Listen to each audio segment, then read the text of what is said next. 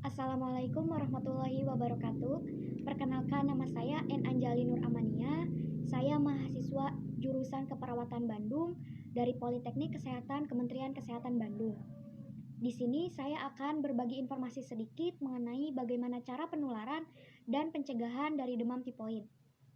Nah, baik, sebelum kita memasuki materi mengenai cara penularan dan cara pencegahan demam tipoid, kita review kembali mengenai apa sih demam tipoid itu.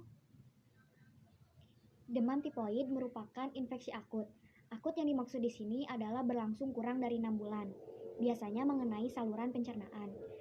Seseorang akan merasakan demam hingga suhunya mencapai 39 hingga 40 derajat Celcius.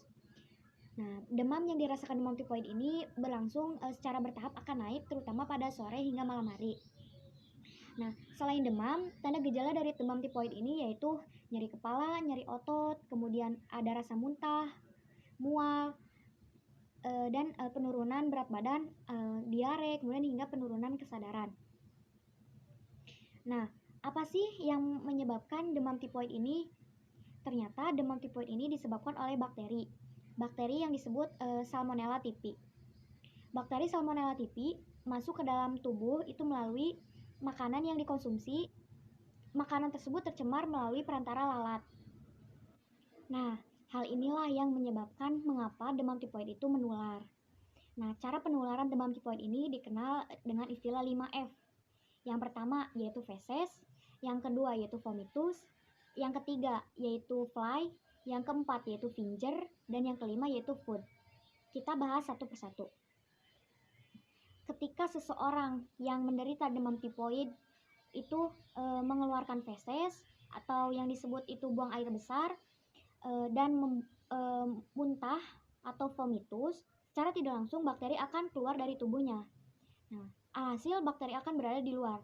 Nah, ketika bakteri berada di luar, ternyata ada lalat yang sedang mencari makanan, kemudian menghinggapi feses ataupun muntahan tersebut. Alhasil lalat itu akan membawa bakteri yang ada di feses dan muntahan tersebut terbang.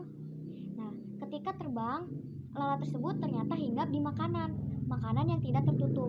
Makanan tersebut akan terkontaminasi bakteri Salmonella typhi yang dibawa oleh lalat. Nah, selain lalat, perantara perpindahan bakteri Salmonella typhi itu yaitu dari tangan kita sendiri.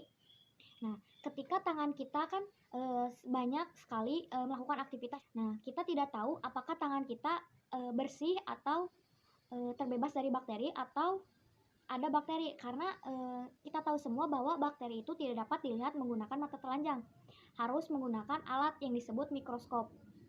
Nah, ketika kita tidak mencuci tangan, maka bisa saja ada bakteri yang ada di tangan kita dan bisa masuk ke dalam tubuh kita, seperti itu.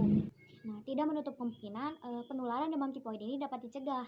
Nah, bagaimana sih cara pencegahan agar terhindar dari demam tipoid ini? Nah, cara pencegahan demam tipoid ini dengan cara memutuskan rantai penyebarannya. Yang pertama yaitu melakukan cuci tangan. Nah, melakukan cuci tangan ini tidak asal-asalan, harus sesuai dengan 6 langkah cuci tangan menurut WHO. WHO di sini yaitu Organisasi Kesehatan Dunia. Cuci tangan ini dilakukan setelah buang air besar dan sebelum makan, menggunakan 6 langkah cuci tangan menurut WHO. Nah, kenapa? Karena tangan kita kan salah satu perantara perpindahan bakteri Salmonella typhi ini. Kemudian yang kedua yaitu selalu mencuci makanan yang akan langsung dikonsumsi, misalnya seperti buah-buahan, sayur-sayuran, atau lalap-lalapan. Kemudian yang ketiga, selalu minum air bersih. Nah, air bersih di sini jadi tidak tercemar oleh feses. Kan sebagian orang, maksudnya beberapa masyarakat Indonesia itu ada yang minum dari galian sumur. Nah, diusahakan galian sumur itu jarak antara galian sumur dengan tinja itu kurang lebih 10 meter agar air feses tersebut tidak menyerap ke galian sumur. Nah, kemudian selalu menjaga lingkungan agar tetap bersih. Kenapa? Ketika lingkungan kita kotor, bisa jadi tempat perkembangan lalat-lalat. Nah, kemudian selanjutnya